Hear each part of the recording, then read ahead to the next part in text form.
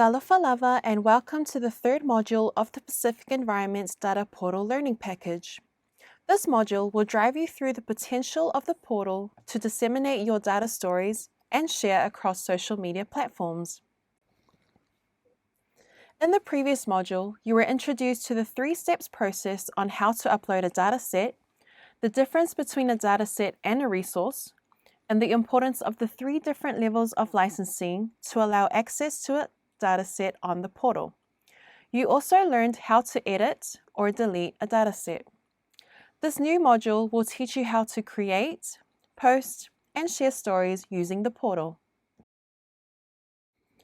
By the end of this module, you will be able to use the portal to develop and post data stories and share stories from the portal across other social media platforms. Now, where can you find data stories? On the data portal, all stories can be viewed and accessed by clicking Stories on the top right menu. Data stories provide a narrative that interprets data in the portal for engaging with other users and the public. Anyone without login details to the portal still can view these stories published. And if you have login access, you can develop and post your own stories to the portal.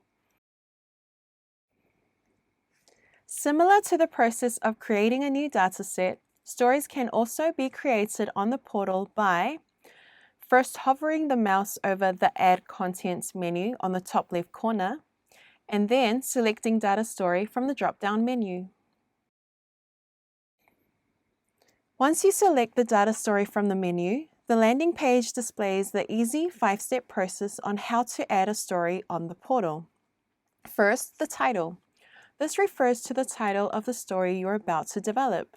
For example, the greening of the Pacific Games. Second, the image that will be displayed to the audience that is related to the story.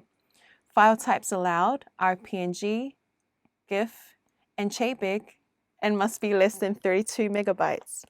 Third, the body.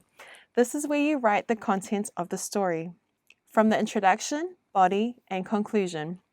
You can also add links to external sources in this field or link to a particular dataset in the portal relating to the story. Tags. Similar to datasets, you can add tags or keywords to help portal users to find and read the story you've created, but this step is optional. Topics. These are related to the themes of the portal, such as atmosphere and climate, land, biodiversity, built environment, to name a few. You can select the topic from the list that is most relevant to your story. When all fields are filled in with the necessary information, you can then click Save, and your story will be published on the portal.